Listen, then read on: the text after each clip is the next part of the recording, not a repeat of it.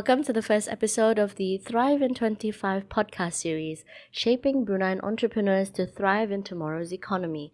Thrive in 25 is Asia Inc. Forum's flagship entrepreneurship program aimed at equipping Bruneian entrepreneurs with practical strategies for growth, market expansion mindset, and the tools necessary to flourish in an evolving global economy. Thrive in 25 seeks to build a new generation of Bruneian business leaders who are well-informed, innovative, and forward-focused.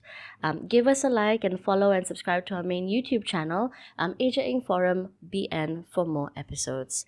Now let's begin the conversation. Welcome, gentlemen. If I first may start, can you first introduce yourselves? I'll start.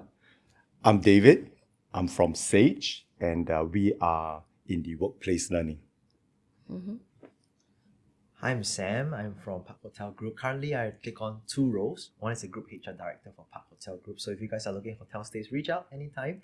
And on the side, I'm also doing a personal brand business, Personal Brand Lab, where I help entrepreneurs and corporate leaders, right, shape their brands to amplify their value in the market. So hopefully I can use these two perspectives to share my stories and journey with all of you. Yeah. You've both, in a way, taken very intentional paths in storytelling, one in strategic leadership. What was the turning point that made you pursue what you were doing now? Anybody can start. Okay, I can go first this time. Yeah. So for me, it was a lot about, it goes back to about 8 years ago when I was pretty lost in my journey itself, and I didn't know where I want to go, right? Yeah. Good pay, good environment, good corporate job, but I just felt very, very lost at 29. It was kind of weird. And long story short, I met a couple of mentors along the way that taught me about being very intentional, the value of building my personal brand, the value of being part of a community and building my own community. And that set me on this stage of entrepreneurship, and now I would say corpreneurship in some sense. And that really helped me so much. And since then, I've been very intentional about telling my story, inspiring people, using that as a way to inspire and build more communities, uplifting more people. And that's been the journey since then, actually, I would say. I love the term corpreneurship. I'll put that hat on as well as myself. David, how did you start your journey as well? Yeah, I started in the corporate world. I started actually with consulting, and then went into the corporate world in the industrial sectors. And typically, as expected of an executive, you got to be driven, you got to be goal-oriented, and that's all very important. And so naturally then, always set goal, always drive towards goal, always need to achieve, even, before your deadline. Yes, of course. But I have also got very good mentors like Sam, learning about the process, learning about getting there, how you achieve that is very important. And that comes in many shapes. It is about teamwork. It is about right leadership. It is about appreciating the differences in the team. It is about workplace learning. That is true. Can I just ask for both of you, why does your work then matter in today's business landscape? Why is it important? For me, I see that, these days everyone is talking about AI, right? And when it comes to AI, the core emphasis is efficiency, right? Everything is so easy these days. How can I get it fast? How can I replace people out there, essentially? So for me, the work that I do in particular from a HR and branding perspective, essentially I wear two hats these days, right? It's a lot about how can we empower people through their stories to connect deeper with each other. Think about this. In the past, where there's a lot of strong human connection, where technology is not so advanced, people seek technology to improve things, right? But these days, technology is getting so advanced where it's like a staple. Everyone has to work with it. We kind of go to the other end of the spectrum, where we kind of lose that connection, that human side of things. And for me, the work that I do emphasizes a lot on the human connection through your stories, through the message you put out. So I feel that this is something that's increasingly important. And from the market, what we've observed as well is that people are starting to seek more connection, getting themselves out, because it's an era where people are so used to hide behind a computer and mobile phone. That is true. And how do we first and foremost leverage on that virtual channel to connect and bring them in person, which is where then the next part is community building as well. Super interesting. I just recently joined the Brunei for AI community, and they were just having this recent discussion as well. ChatGPT is there to assist you in creating a resume. They were just talking about your workshop yesterday, Okay. and they were like, but at the end of the day, I still need to put in my 1 to 2 personal touches towards this. So good points that you just shared. And for you as well, David, why does your work then matter? Precisely as you brought up, Hannah, you can use AI to, as the example you brought up about writing a resume, Yeah. but in the end, you still need to put the right prompt. Yeah. You still need to do the final touch, do the edit. The tool can give you up to 70-80%, Yeah. but then you got to do the value add, right? The enhancement. So why does it matter? Because we are about workplace learning, and it matters at two levels: one for the corporation and one for individual. At the corporate level, it is about the people development, drawing performance, developing high potentials, right? And at the individual level, it's about personal growth, whether it's to deliver for the company or for their own marketability, for their own adaptation, and also keeping up with the skills that are needed in a fast changing world. Yeah, that's truly needed and in lots of places. Being an entrepreneur or your corporate head as well. Sam, you are an expert in branding. How do you define what a brand truly is today? What makes a brand? I think from a very fundamental perspective, Yeah. a brand is what we are known for in the market, right? No. In the old school term, we just call it reputation, essentially. Mm-hmm. So essentially, in the room itself, if you're not there, what do people say about you?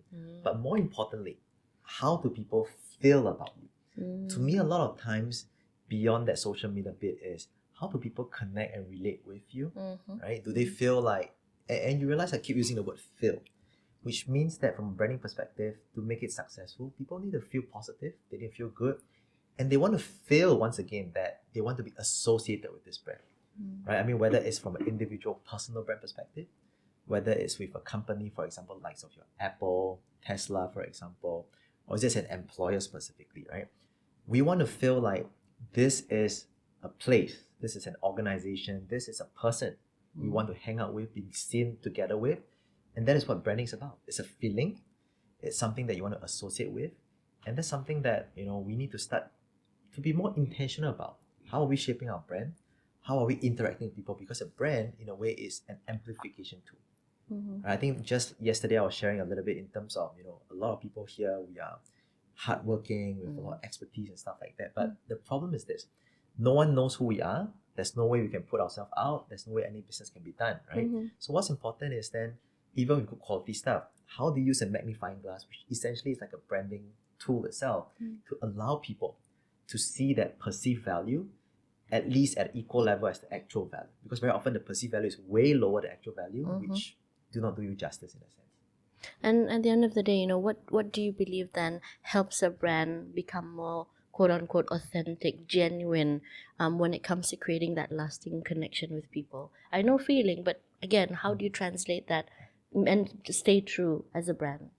I think we can answer this in multiple manners. One is, of course, I would say be very intentional about it, right? I've always emphasized that everyone has a brand, like it or not, right? People associate Hannah in a certain way, David in a certain way, Sam in a certain way. That is your reputation, that is your brand. We can either leave it to chance, hoping that someone thinks well of us, or we can be very deliberate, very intentional about shaping that narrative itself. I think that's one of the most important things.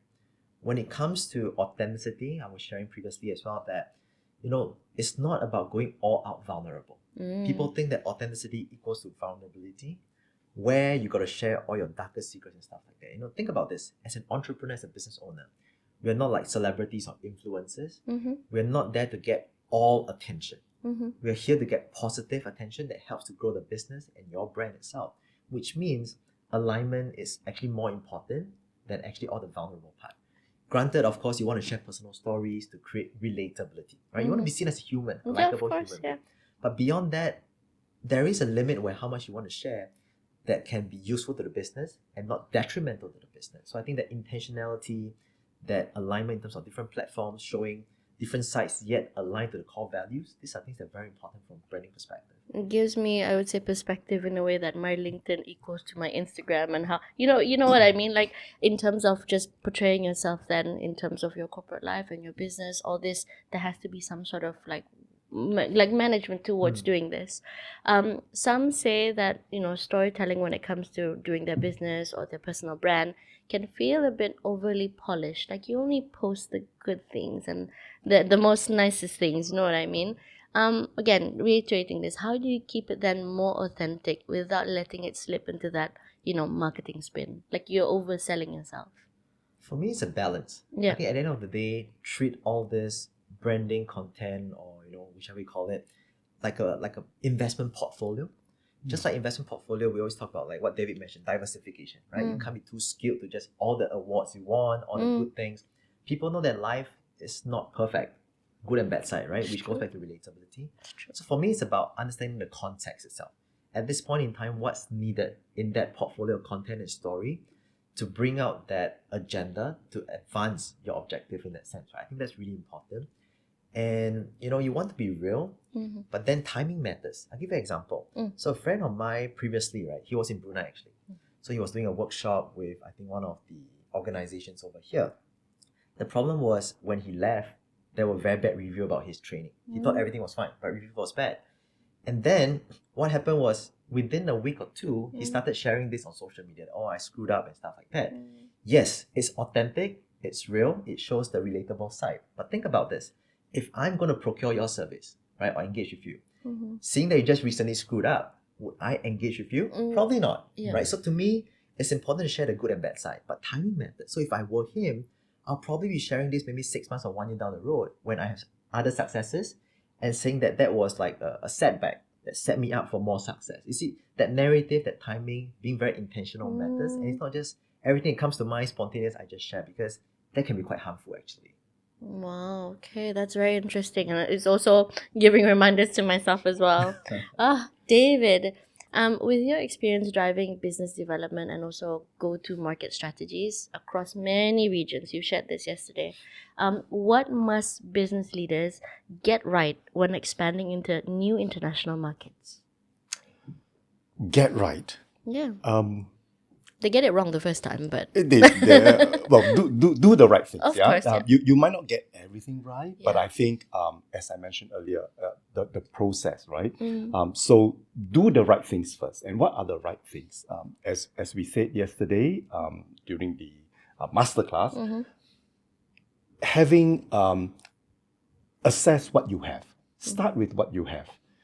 Even big organizations these days, they don't just have top-down goal and then give you all the resource you need. The phrase is earn your right to grow. That's right? true. And so you start with what you have, and whether that's your product, your offering, your solutions, your resource, and from there, then make entry into adjacent market or adjacent product. Yeah. Try not to go to new market, new product, both at the same time, right? Not too radical, it depends on your risk appetite and how much you're willing to burn to learn, right? Of course, you hope for success right first time, but you must also be prepared that there is learning in the journey. And so for your first step, then therefore, what are you prepared for to cost you, right? And so I would say, start with what you have, assess what you have, and then you look at adjacent market or adjacent product. And if it's adjacent market, the market can be defined as whether it's a new market segment or new geography. That's true. When people want to grow internationally, how do you personally approach that tension between standardizing your business or trying to, I would say, appeal to the local market? What's the line that you draw? Like nasi katok, as you mentioned, for example. Nasi katok in Brunei. Nasi katok, and I put it in Japan or whichever, it might not appeal. But what can people do to balance their own business, but at the same time that trying to appeal to that local market? Fantastic you brought up the example of nasi katok because there was one participant that actually brought up the idea of making nasi katok onigiri. Yes, that's true. That was I thought that was such a brilliant idea, right? But coming back to your question, I would say The important thing about localization or standardization is you have to achieve a certain economies of scale. So standardization is important. It is not a dirty word, Yeah, right? of course, yeah. But then when you want to enter a new market, then you have to understand that local market's requirement. And then you assess, are you prepared to go in? Is it different? Do you need to have variation to your product in order to enter? And if it requires variation, can your operations take it? Right? Do you have the marketing capability That's true, to cater for that? Yeah. And if you are prepared for that, then you have a base product for your efficiency, and then the final stage for customization. That's a possibility. But also, you may not want to. You may then decide to find another market where you can just ready to take off the shelf from what you have. So both are possible. I don't necessarily see as a tension. If you enter a new market, make a conscious, intentional decision. Okay, I think before that's coming into a market. This is a question for both of you. As the world is now interconnected yet very much fragmented, there's a lot of things going on. I don't need to say so much. What do you see as the next big shift in branding or market expansion that businesses need to prepare for?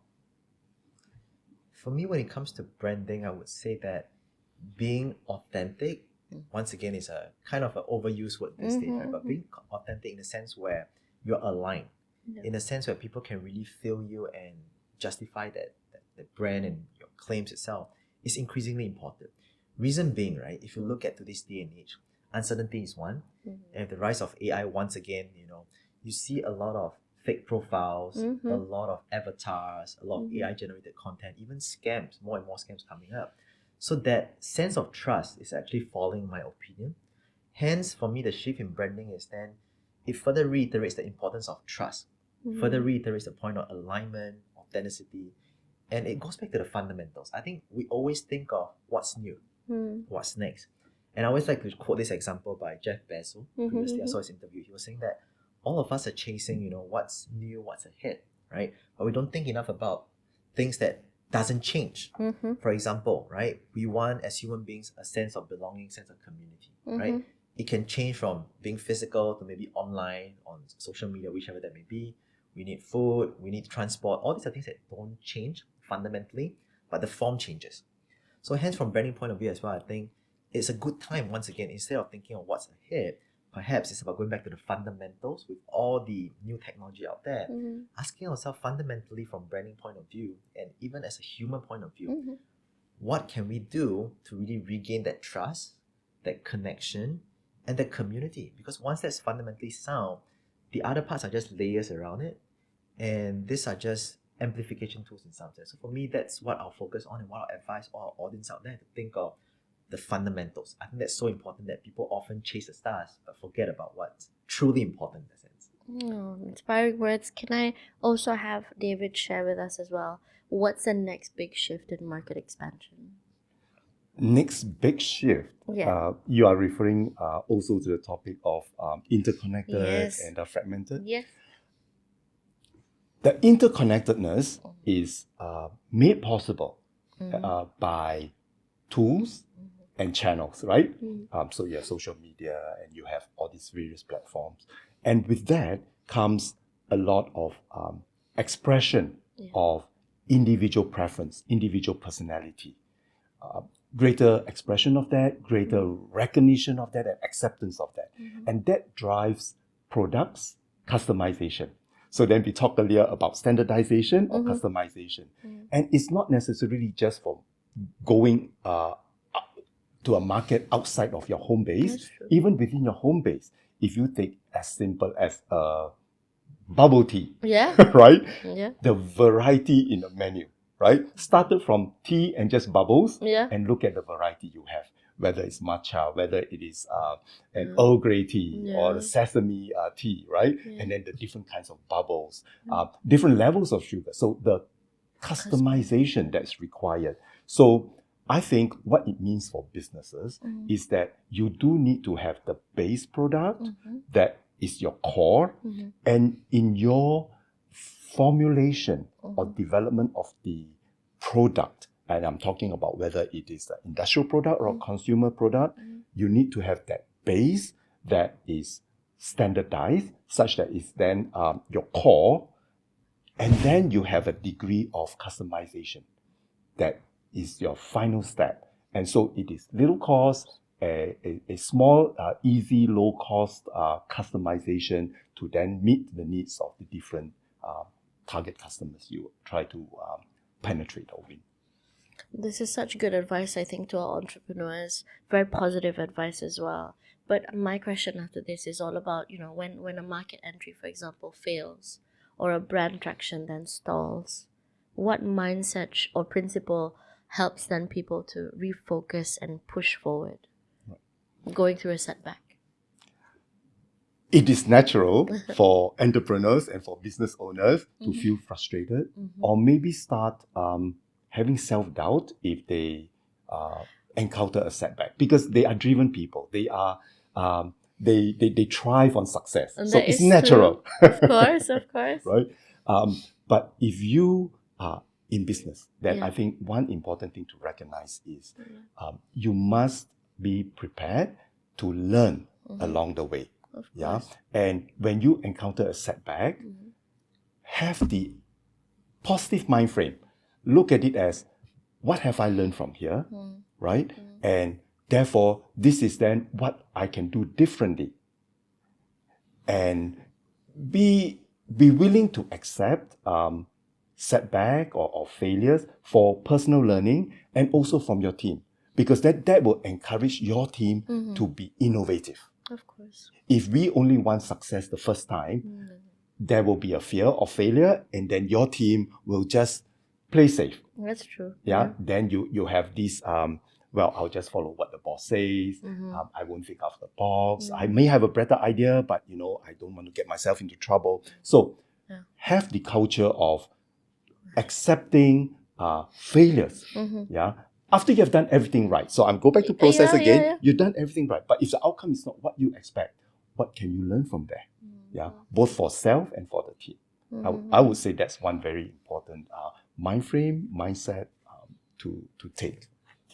And the end goal as well, I think. I mean, in terms of that, in terms of a business journey, right? It's not a linear path. It's always like up, down here, 2 a.m., what's going on, 5 p.m., it's never straight. But keeping in mind that end goal, I think, as well, is very important. Absolutely. What about you, Sam? What I is just want to build on what David shared, right?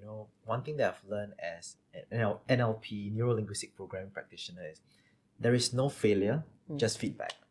So every failure of sort is really kind of like a muscle memory, and it's not that you failed. It's not like a destination. It's more like you discovered something that didn't work, which gets you closer to success, right? I think that's important. The other point is then, for me, I've gone through a lot of setbacks over the past 8 years in entrepreneur in that sense. I mean, from the point of being betrayed by team members, almost going bankrupt in a company, having to lay off like 80-90% of my company, team members, a lot of different setbacks. But when I look back, do I wish that all these bad things, so-called, didn't happen? Actually, no. I mean, obviously, it wasn't a good feeling at a point in time. At some point, there was minor depression and stuff like that. But when I look back, I feel that all things happen for a reason. Okay, I'm not religious, but I do believe that somehow, things happen for a reason. And if you, like David mentioned, have a positive frame of mind, right? Seeing that everything happens for a reason is building towards a bigger success, a bigger goal, and really just stay focused on the end game itself, right? When you look back, even 6 months, 1 year down the road, you'll be very appreciative.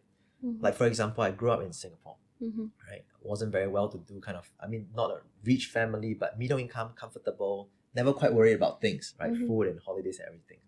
So I was never truly hungry until about 2 to 3 years ago, where we had this very challenging situation where there was my AI setup, my AI tech company, didn't manage to raise fund. I was sharing yesterday at conference as well, almost went bust, and we had repivoted and eventually closed it down. At that point in time, I've never seen so little money in my bank account. I started becoming more hungry and realizing that business is really business. You got to first make money, profitability, before you can do anything else from there. And that's where my hunger heightened in that sense. And I'm very appreciative, because without that, I wouldn't be where I am today 2 to 3 years down the road. And that is because of the failure and the setback that led to today's success. So I think all these are very important, I would say.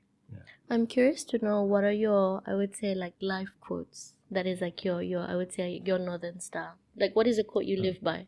I have one that I use all the time. Okay. Good attracts good.